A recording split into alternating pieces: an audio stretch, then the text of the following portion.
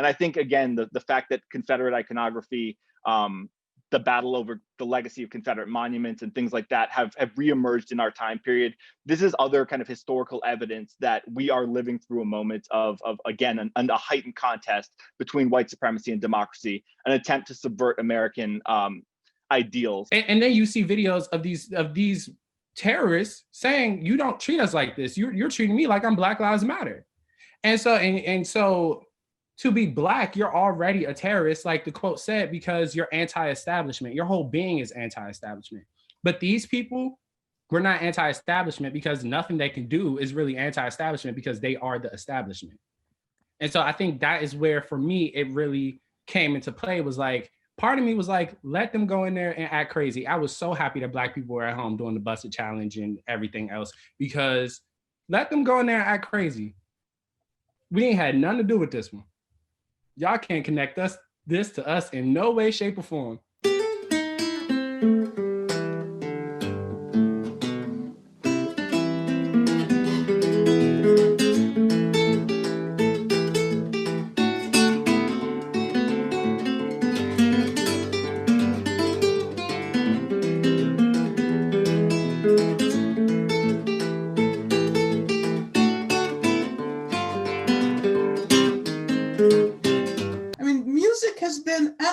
Center of the history of Black people, and it teaches us something about self-care. It teaches us something about how it has been possible for all of these centuries, not only for Black people to survive, but for the impulse toward freedom to survive, which is as strong today as it was during the era of slavery. But I think, it's aligned with, I touched on this in the recording too, just the idea of capitalism and it being for sale.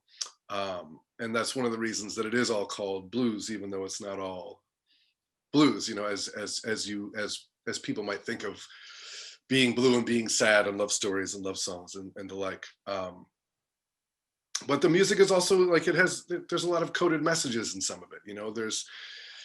There's songs where you're talking about, my baby treats me so mean, but that's not about my baby. That's about the boss man. And you can't talk about the boss man because then you're dead. So you write a song about my baby treats me so mean and I'm going away to leave and all these sorts of things. So in it itself, it's trying to, I'm not going to say it's not trying to hide its own history, but it is trying to keep itself safe, while expressing what people with common experience understand, without it having to be said out loud, if that makes sense. The Black Lives Matter movement is an awakening for a lot of young people. It's a call to action for young and old. It seems to be bridging generations. It seems to be bringing on more co-conspirators, even some symbolic allies, okay? And I think that it's making people press more into getting the work done. Yes, it's great to celebrate MLK, and yes, it's needed to, bring to light like the work of Malcolm X, Angela Davis, like and so many other folks. But also, like, we have to focus on the fact that the US only celebrates him now that he no longer has breath in his body. The COVID-19 pandemic is simply the most contemporary example of how racial economic disparity leaves the African-American community vulnerable to a wide range of injustices. One of the solutions that this problem that was suggested by the Black Lives Matter movement is Black reparations. Activism by Black and Brown people advocating for a more equitable society is always met with resistance. Not only is it met with resistance, but it is highly interrogated and challenged.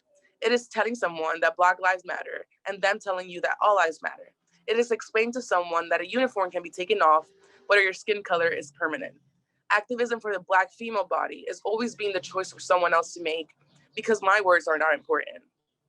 Lastly, activism for the Black and Brown people is saying fuck that and speaking up for what you know is important to your people.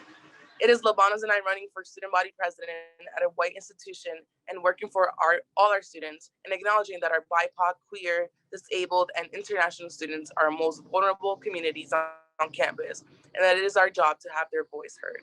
The data urge us to rethink the mantra, what appears to me now as a mantra, that Maine is a white state. Maine is not so white. It is not when it comes to the contribution of communities of color to Maine's economy and culture, and certainly not when it comes to COVID-19. We're talking about basic human needs here. And we're talking about needs our communities have, even in the time of non-crisis. And now we have a time of crisis. So we began getting to work as soon as we knew COVID hit the United States.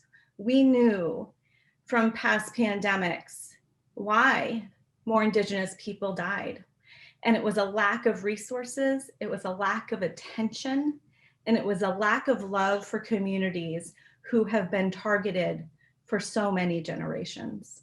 So this mural shown here, which is at the very front of the tour, is from Ashley Bryan's most famous work, Beautiful Blackbird. Bryan's passion for storytelling was fueled by many trips he took to the public library as a child, where he read folk tales, novels, biographies, and poetry.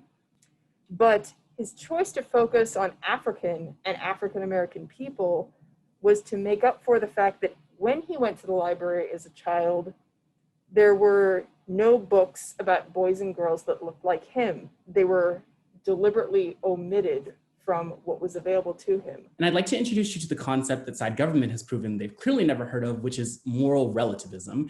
Morals are limited and defined, especially in sociological terms, and the ways in which our society sets norms, boundaries, and understanding of the ways the world works around us. These are generated not only as a product of our times, but by those we are surrounded by.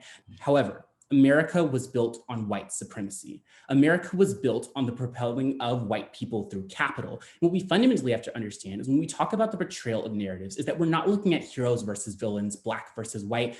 We're looking at morally upright versus morally defunct. There can be no peace without equal rights and justice. Justice. Justice. I've always loved the sound of that word. There's just so much comfort in its finality, don't you think? It's time, Larry. You are here on WBLU, just left of the last Black frontier, and I'm your guide and host, Brother Rio, and keeping it just so. You're listening to Running the Bulls, where we take the bull bite that is perpetrated upon us by the horns and deal with it. What I mean is, it don't always do to have a plan. Life don't work like that. You always looking for how to win the game. That's what you're supposed to do, right? Win the game? Yeah, but I do it one move at a time. No great strategy, just one move at a time, one moment at a time. That's how you win. I don't see how you can get by without some kind of plan. People with time on their hands can afford to have a plan. The rest of us survive one move at a time. One move at a time. All right, I can dig that. One move at a time. Then again, having a plan ain't all that bad, is it? And I would hope it would lend urgency to this moment beyond Joe Biden becoming president at noon on Wednesday, and all of us sitting back and saying, wow, we dodged a bullet. America is truly in the clear. I think that would be the biggest possible mistake that we could make. And history is screaming at us that to do so would be potentially disastrous.